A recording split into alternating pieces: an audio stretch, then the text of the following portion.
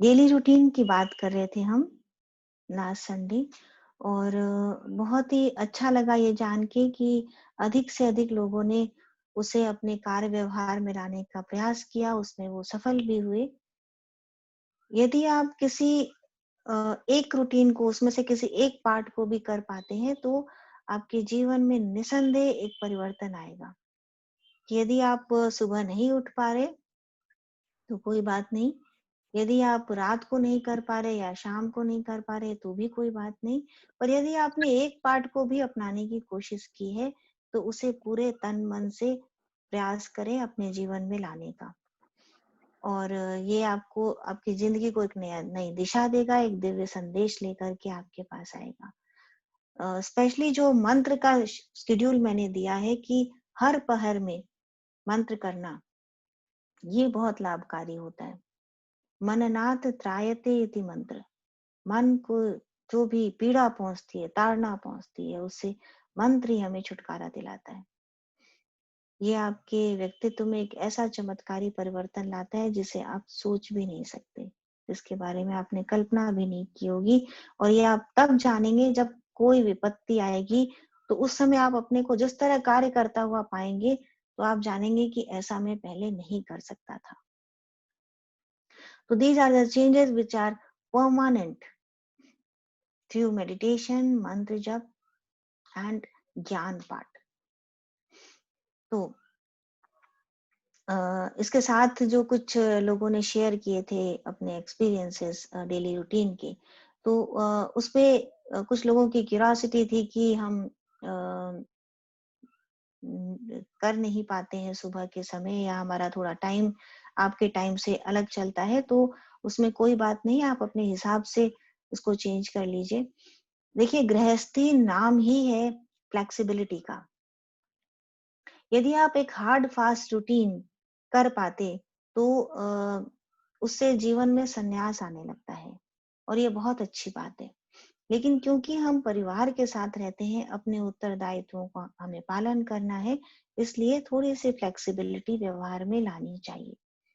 तो 15-20 मिनट, आधा घंटा इधर उधर यदि आप करते हैं, दैट्स ओके। सबसे अच्छी बात मुझे लगी, मोनिका चड्ढा ने शेयर की कि उनका परिवार भी उनके साथ बैठकर मंत्र करने लगा है। सुबह का 9 बजे का समय, बेटा और हस्बैंड वो भी बैठ के मंत्र करते हैं। दिस इज वंडरफुल मोनिका, और कॉन्ग्रेचुलेशंस टू यू कि आपका पूरा परिवार इस तरफ आगे बढ़ रहा है। देखिए, जब तक हम एक एक लकड़ी करके जलाते हैं अलग अलग, तब तक आग उतनी तेज नहीं होती। लेकिन यदि आप लकड़ियों का गट्ठा बना दीजिए और फिर आग लगाइए, तब देखिए एक तेज आग निकलने लगेगी। तो ठीक इसी तरह यदि परिवार के लोग अलग अलग रहते हैं, अलग अलग साधनाएं करते हैं या नहीं करते हैं, तो जो अग्नि प्रज्वलित होती है अध्यात्म की, और वह अग्नि जब यदि परिवार के सभी लोग मिलकर एक ही दिशा में आगे बढ़ते, तो वह जब अग्नि प्रज्वलित होती है, उसमें बहुत अंतर आ जाता है। तो प्रयास करें कि आपका पूरा परिवार एक साथ एकजुट होकर आगे बढ़ता रहे, और इस प्रयास में आप सफल हों, ऐसा मेरी प्रार्थना रहेगी सदैव गुरु से। अब जो आज का विषय है, तो आने वाली है सामने जन्माष्टमी। एक बहुत ही सुंदर रसात्मक त्योहार है ये जन्माष्टमी का, और हम एक बहुत अलग रूप में मनाते आए हैं। जन्माष्टमी पे जो प्रधान काम होता था हमारा, वो सभी शेल्टर होम्स में जाकर वहां के बच्चों के अंदर कृष्ण स्वरूप को देखना और उनका बर्थडे वहां सेलिब्रेट करना। तो बहुत ही आनंद का अनुभव होता था, और प्रत्येक वर्ष हम ये करते आ रहे हैं पिछले कई सालों से। तो एक अलग ही अनुभूति आती है जब ऐसे बच्चों का हम जन्मदिन मनाते हैं जिन्हें ये तक नहीं पता कि उनका जन्मदिन क्या है, बर्थ डेट क्या है, उन्हें ये नहीं पता। तो एक दिन साल में जन्माष्टमी के दिन उनके अंदर कृष्ण भाव का दर्शन करना, उसे सेलिब्रेट करना।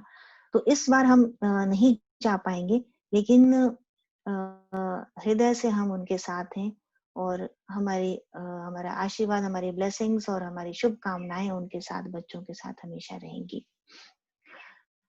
इसी विषय पर एक बार किसी ने पूछा था कि गोविंद का अर्थ बताइए, गोविंद का क्या अर्थ है?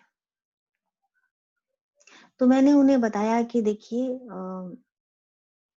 गोविंद का अर्थ है जो मन को आह्लाद दे, क्योंकि गो का अर्थ है इंद्रियां।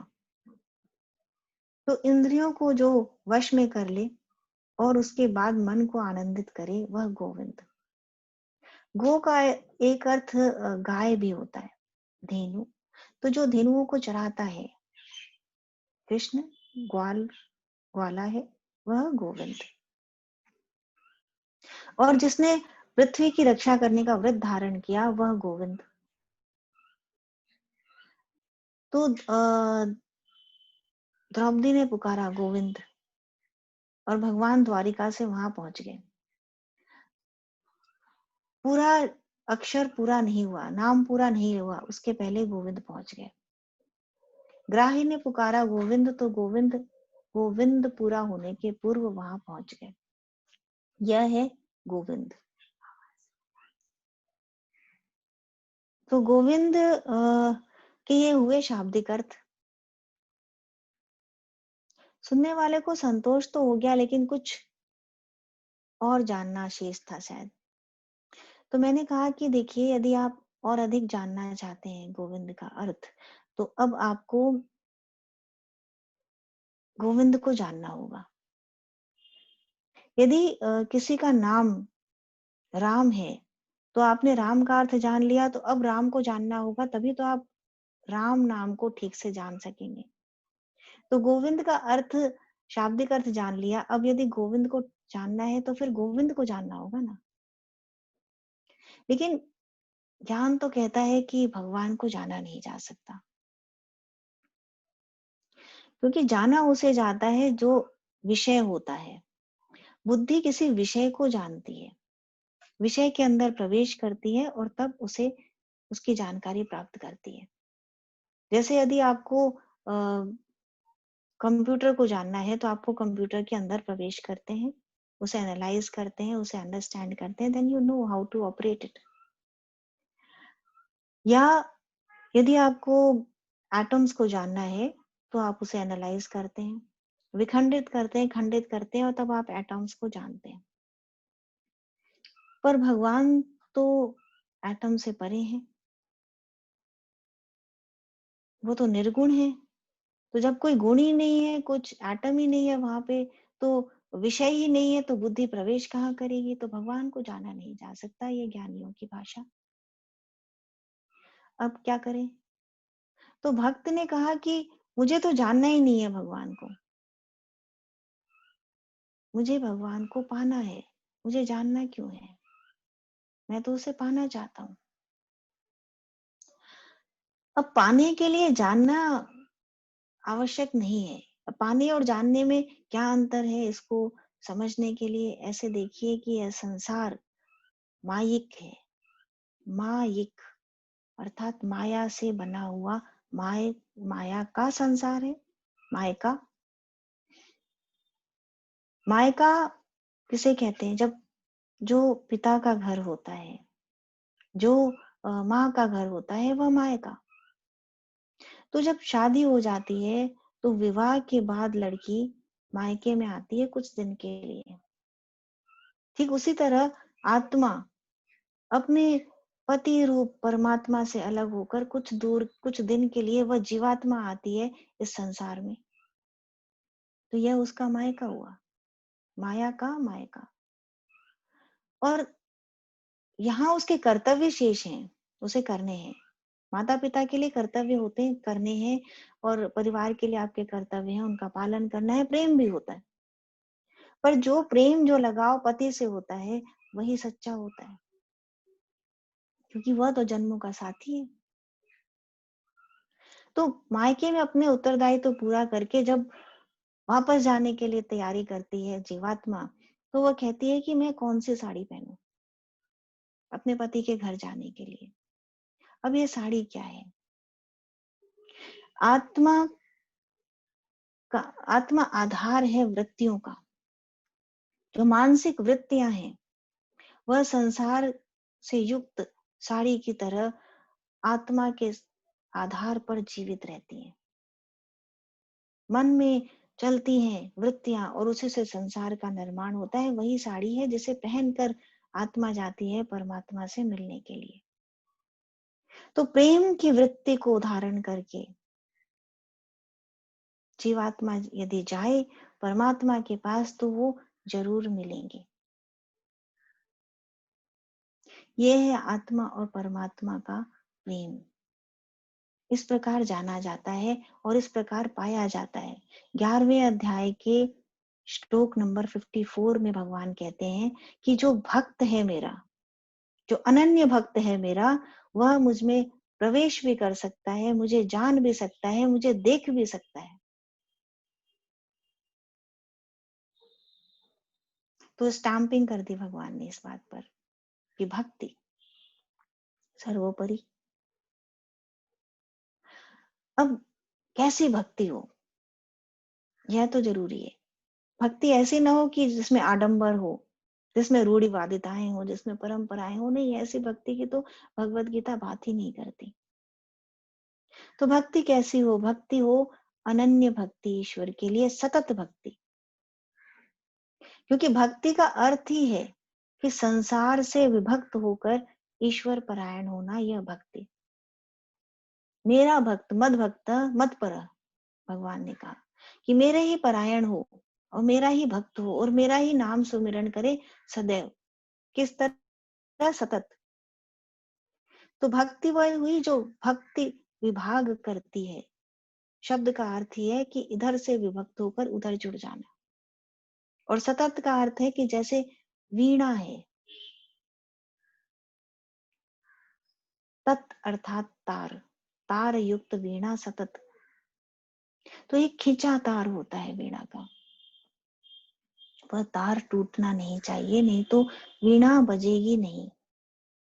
और पूरी तरह खिंचा होना चाहिए, सुर से मिला होना चाहिए, ढील ढाल नहीं चलेगी उसमें।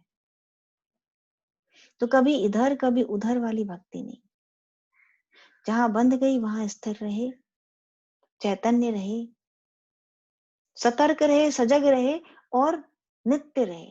वह सतत भक्ति ईश्वर की। तो किसी ने कहा कि ठीक है सतत भक्ति तो ठीक है, लेकिन जब सो जाते हैं तब क्या? तब याद नहीं रहते भगवान। और जब अपने काम में लग जाते हैं तब भी याद नहीं रहते। तो अखंडानंद जी सरस्वती इस बारे में एक बहुत सुंदर उदाहरण देते हैं कि उनके पास एक बार एक महानुभाव आए।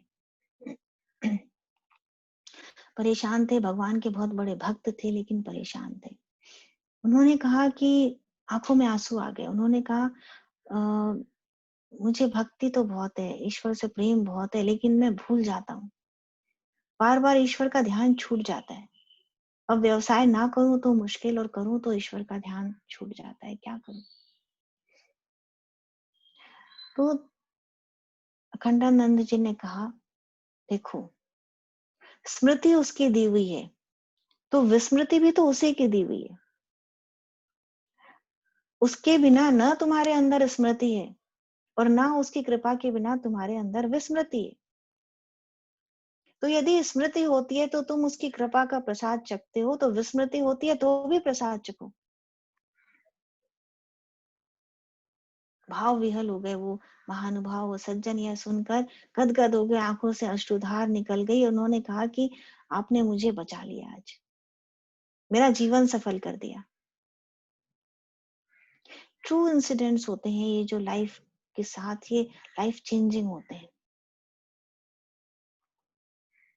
ऐसे ही जैसे एक माँ अपने बच्चे से प्यार करती है, बहुत प्यार करती है, पर सोती है तो बच्चे का ध्यान नहीं रहता, काम करती है तो बच्चे का ध्यान नहीं रहता। इट डजंट मीन कि बच्चे के साथ उसका प्रेम कम हो जाता है। No, never. वो याद रहे या न रहे, प्रेम बना रहता है। तो ये कैसे? ये इस तरह की रसात्मक रागात्मक संस्कार है ये अंदर बैठ जाते हैं कि गन्ने को आप कहीं से भी चीरिए तो रस उसके अंदर भरा होता है। तो उसे बार बार स्मरण करने की आवश्यकता नहीं है, अपने बच्चे का नाम बार बार लेने की आवश्यकता नहीं है, वो अंदर बैठा हुआ है, वो प्रेम है। ठीक इसी तरह भक्त के अंदर ईश्वर का प्रेम होता है, जो नस नस में समाहित हो जाता है तो रागात्मक हो जाता है। बार बार मंत्र जप करने से आदत पड़ जाती है, ये रस बन करके, रस स्वरूप, रसो वेसह, भगवान विष्णु का नाम है रसो वेसह, एक रस, कि रस बन करके विष्णु प्रवेश कर गया इस संसार में, तभी तो उसे कहा भव सागर। तो भक्ति ऐसे रसमय हो जाए कि प्रवेश कर जाए अंदर, कि तुम मेरा चिंतन तो करो एक बात, लेकिन दूसरे का चिंतन ना करो, ये भी। तो बहुत डिमांडिंग है भगवान, कि जैसे एक बच्चा होता है अब माँ के साथ, कि मेरा ही, तुम मुझे ही देखोगे, दूसरे बच्चों को नहीं देखोगे। तो माँ को ये करने की कोशिश नहीं करनी पड़ती, क्योंकि अपने बच्चे से जितना प्रेम है उतना दूसरे के बच्चे से नहीं हो सकता। उनके लिए कर्तव्य होते हैं, उनके लिए लायक होते हैं, बट वो लव नहीं हो सकता। तो bhakti is devotion, that is love to the supreme God. यदि वात्सल्य भाव है तो माँ के समान, और यदि आत्मा परमात्मा का, जीवात्मा का परमात्मा से शाश्वत मिलन है तो प्रेमी के समान। वैसे योगानंद कहते हैं डिवाइन रोमांस। तो ये अटूट होता है, नित्य होता है, अनंत होता है। एक बार द्वारिका में अर्जुन भगवान के कक्ष में जाके सो गए, श्री कृष्ण के कक्ष में जाके अर्जुन सो गए। अब जब श्री कृष्ण अपने कक्ष में गए तो देखा अर्जुन सो रहे हैं गहरी नींद में, और उनकी हर श्वास के साथ ध्वनि निकल रही थी, कृष्ण कृष्ण कृष्ण कृष्ण। जैसे एक सुंदर मधुर संगीत लयबद्ध। अर्जुन के हृदय से अपने लिए इतना प्रेम झरता देख भगवान भाव विवल हो गए और वहीं बैठ गए। अब उधर रुक्मणी के घर में कुछ उत्सव था, पूजन था। भगवान नहीं पहुंचे तो उन्होंने कुछ चिंता दिखाई, तो देवर्षि नारद थे वहां, उन्होंने कहा मैं देख के आता हूँ। नारद मुनि आए। जब नारद मुनि आए तो देखा कि अर्जुन सो रहे हैं, उनके श्वास के साथ कृष्ण का नाम गूंज रहा है और कृष्ण भाव विहल बैठे हैं, तो नारद भी भाव विहल हो गए और वहीं बैठ के वीणा बजाने लगे। अब जब बहुत देर हो गई नहीं कोई पहुंचा तो सत्यभामा ने कहा मैं देखती हूँ। वह आई और इतना सुंदर दृश्य देख के, नाद संगीत देख करके वो बैठ के वहीं मंत्रमुग्ध होकर ताल देने लग गई। ये अब जो आ रहा था वो यहीं बैठ जा रहा था। रुक्मणी ने सोचा ये क्या हो गया, तो वो आई देखने के लिए, और जब उसने ये इतना सुंदर दृश्य देखा तो मगन हो गई और नृत्य करने लगी। रुक्मणी को नाचते देख भगवान भी उठ के नृत्य करने लगे। अब तो सृष्टि का नृत्य प्रारंभ हो गया था वहां। ईश्वर और उसकी शक्तियां सब नाच रहे थे। तो अर्जुन उठा, उसने आवाज हुई, अर्जुन उठा, उसने कहा ये क्या हो रहा है, क्या उत्सव है ये। तो कृष्ण ने कहा हाँ, तुम्हारे प्रेम का, तुम्हारे हृदय के राग का रागात्मक नृत्य है यह। तो जो राग शब्द है संस्कृत में वो यहीं से आता है, अनुराग ही राग है, अर्जुन ही अनुराग है।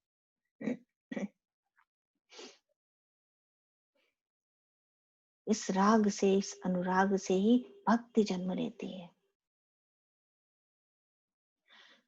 12वें अध्याय में अर्जुन प्रश्न करता है, भक्ति योग भगवत गीता का। अर्जुन प्रश्न करता है भगवान से कि 11वें अध्याय में विराट स्वरूप के दर्शन कराते हुए भगवान ने सकार उपासना का संदेश दिया, ऐसा प्रतीत होता है। तो अर्जुन ने कहा कि हे भगवान, आपने विश्व रूप दिखाया, आपने चतुर्भुज रूप दिखाया, आपने द्विभुज रूप, अपना मनुष्य रूप दिखाया, तो यह तो साकार की उपासना हुई। तो जो व्यक्ति अनन्य भाव से अब ये अनन्य शब्द आवश्यक है। सतत भाव से, अनन्य भाव से आपकी भक्ति करते हैं, आपको संसार के हर कण में देखते हैं। और जो व्यक्ति, जो ज्ञानी आपको अक्षर रूप में, अव्यक्त ब्रह्म के रूप में, निराकार के रूप में आपकी उपासना करते हैं, तो उन दोनों में, योग में कौन अधिक उत्तम है? योग साधना में किसकी उत्तमता अधिक है?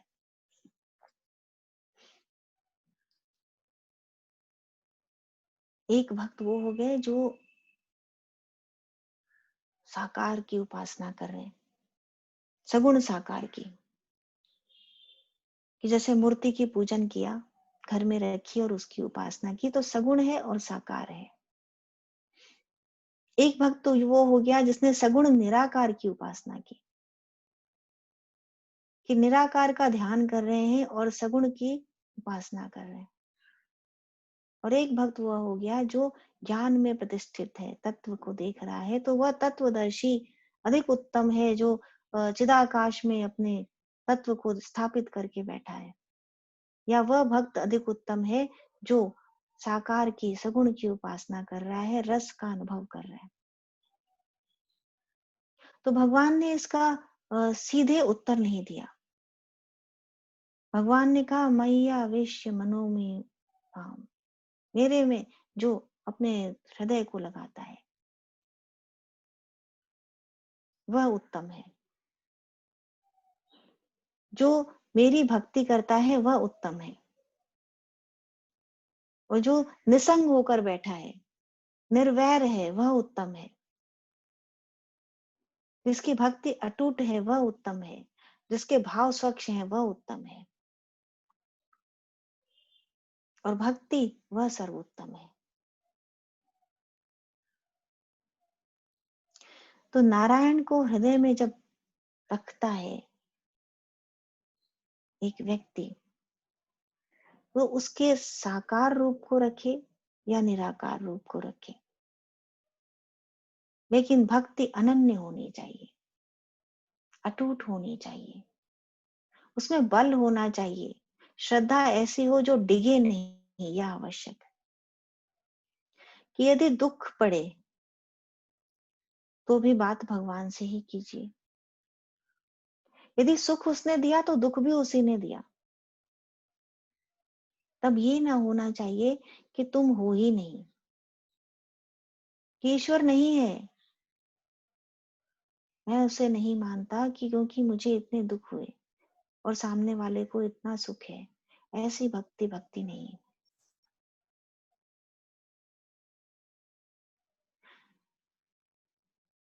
जन्माष्टमी उसे भक्ति का एक स्वरूप है।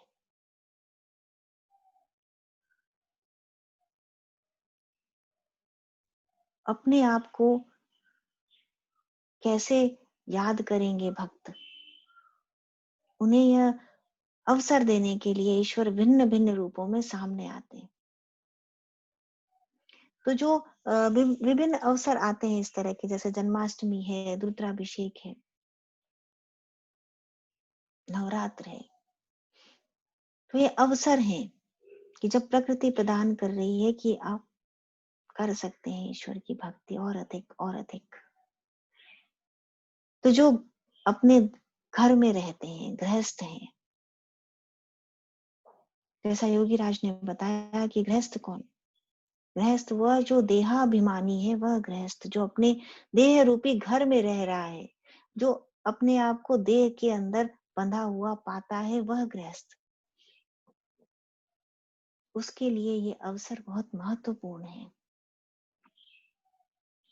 क्योंकि यहाँ उस देह के माध्यम से वह उस रस को अनुभव कर सकता है जिससे संत भी वंचित रह जाते हैं। उस प्रेम को अनुभव कर सकता है। तो ईश्वरीय प्रेम की पराकाष्ठा को अनुभव करने के लिए खुलकर मनाएं जन्माष्टमी। हो सके तो किसी शेल्टर होम में जाके या किसी तरह से उनके पास कुछ भिजवा कर या कुछ समय व्यतीत करके किसी तरह निर्धन बच्चों के साथ अपनी जन्माष्टमी को सार्थक करें। प्रेम देने से प्रेम मिलता है। प्रेम बांटने से हृदय बढ़ता है। तो यह जगत भी सत्य और वह ईश्वर भी सत्य। कैसे कह दिया कि यह जगत मिथ्या? बुढ़िया बाबा से किसी ने पूछा कि ईश्वर कौन? तो उन्होंने कहा, मूर्ख, ये देह ही ब्रह्म है। तो मेरी ही पूजा करो, मैं ही ब्रह्म हूँ। निषेध तो अज्ञानी के लिए है कि प्याज के छिलके उतारते जाइए, क्योंकि ये नहीं हटाएंगे।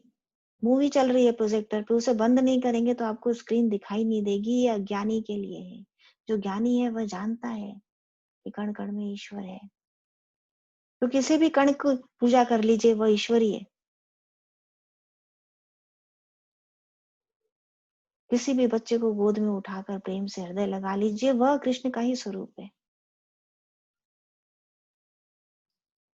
और यदि आप किसी के लिए कुछ कर पा रहे हैं तो वही भक्ति है। निश्चल भाव से, सेल्फलेसली, यही ईश्वर के लिए किए गए कर्तव्य हैं। तो हम प्रेम से मनाएंगे जन्माष्टमी, समझ के साथ, ज्ञान के साथ। आज उसी भक्ति का आनंद लेते हुए उसी के साथ अनाहत चक्र पर ध्यान करेंगे, प्रेम की भावना को जगाने के लिए। क्योंकि जहां प्रेम जगता है वहां डर, परेशानी, चिंता सब हट जाते हैं अपने आप स्वतः। बहुत सुगम साधन है भक्ति साधना का, और गृहस्थ के लिए अति उत्तम। तो संकोच और शर्म छोड़कर भक्ति कीजिए भगवान की। लेकिन याद रखिएगा, भक्ति रूढ़िवादिता नहीं होनी चाहिए। भक्ति में किसी प्रकार का दुर्गुण प्रवेश ना करे, कि आपकी भक्ति सीमाओं के अंदर बंधी ना हो। उसे सीमाओं से पार बहने दीजिए। किन्हीं परंपराओं में, किन्हीं रीति रिवाजों में बांध कर उसे कलुषित मत करिए। निराकार स्वरूप को साकार में देखना, ये सबसे उत्तम भक्ति है।